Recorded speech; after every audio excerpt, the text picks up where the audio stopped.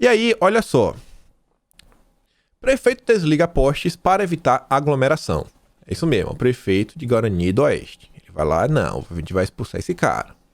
Junto ao que o Eduardo Leite vem fazendo, olha esse absurdo, olha o que o secretário de Saúde falou na Bahia. E aí, olha isso daqui. Quarentena de 2 semanas em São Paulo deve gerar prejuízo de 500 milhões ao Paraná. Peraí, você tá fechando São Paulo, mas vai dar problema em Paraná? É, rapaz, vai dar problema no Paraná, porque São Paulo é um estado muito importante. São Paulo é um estado muito importante. É a maior economia do Brasil. O estado de São Paulo é destino de 45% de todas as vendas do Paraná. Qualquer medida que o estado mais rico do Brasil adote para conter a pandemia, afeta também o estado vizinho. Na estimativa otimista do secretário da Fazenda e Receita do Paraná, René de Oliveira Garcia Júnior, as 2 semanas em que São Paulo fica na quarentena mais restrita devem gerar uma perda, ao lado paranaense, de 500 milhões em arrecadação.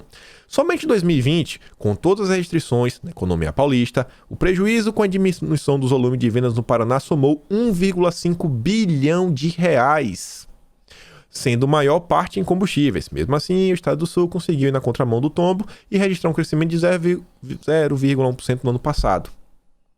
Estão vendo a importância de São Paulo? Porque a gente bate tanto na tecla do Dória? Gente, agora vai fazer mais sentido. Teve essa matéria e a gente faz o comentário completo. Governadores articulam anunciar medidas restritivas em conjunto contra avanço da pandemia. Aí você vê, né? Pediram independência na pandemia, o STF concedeu. Fracassaram e agora querem criar um governo paralelo. A intenção era quebrar o país, desviar dinheiro e tentar derrubar o presidente. Jamais foi salvar vidas. E coloca aí todos os estados. E eu quero destacar algumas coisas dessa matéria.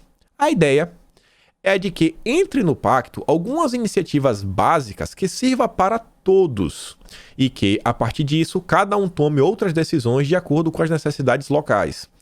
Segundo o governador Wellington Dias, porta-voz do grupo, alguns dos pontos que podem entrar nesse acordo nacional são de proibição de venda de bebidas alcoólicas a partir de um determinado horário e o impedimento de evento com aglomeração. O plano ainda está em discussão nesse domingo, 21 estados já concordaram em apoiar o pacto. A consulta ainda está aberta para os que ainda não aderiram. Os estados que já estão juntos são Piauí, Paraíba, Bahia, blá blá blá. Todos os estados aí estão vendo.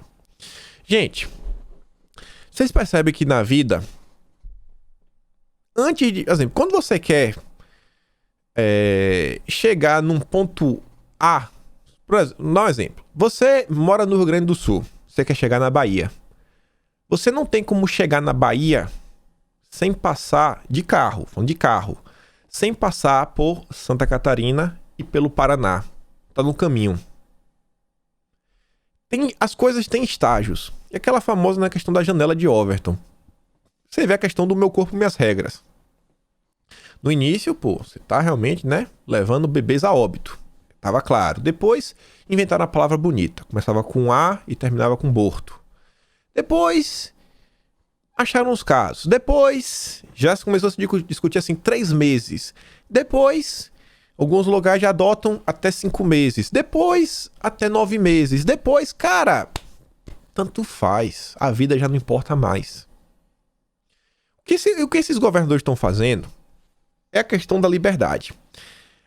O limite do que pode ser feito vai passando do ponto.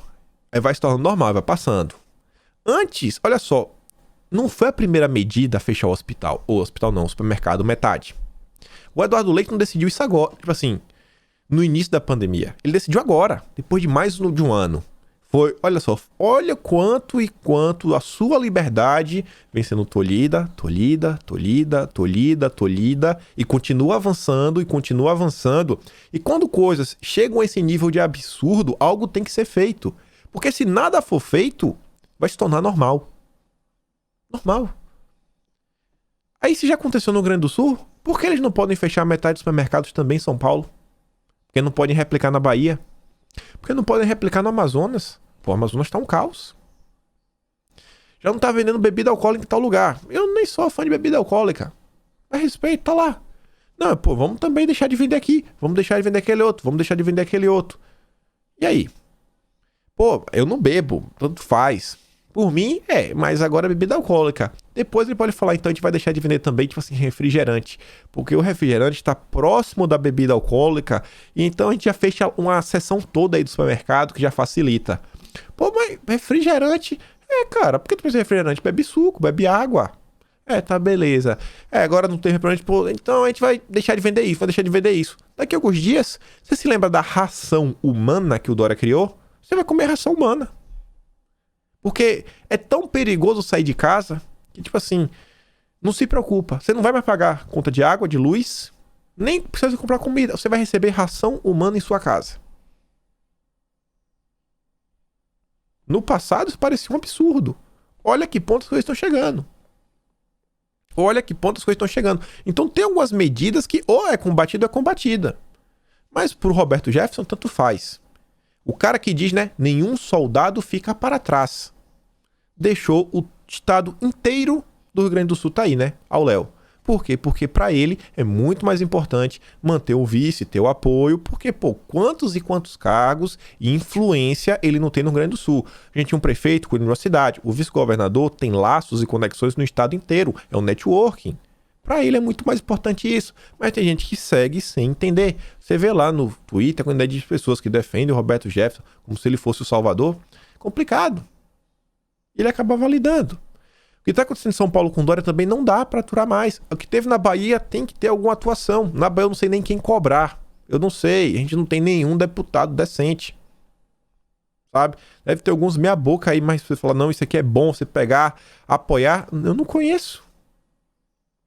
Tem algumas coisas que são absurdas. Não dá pra compactuar. Não dá. E aí você vê, né? Pra gente fechando esse assunto, falar do Moro, né? De Bolsonaro e 2022. Jornalista. Rosiane de Oliveira. O Fabiano fala o seguinte, ó.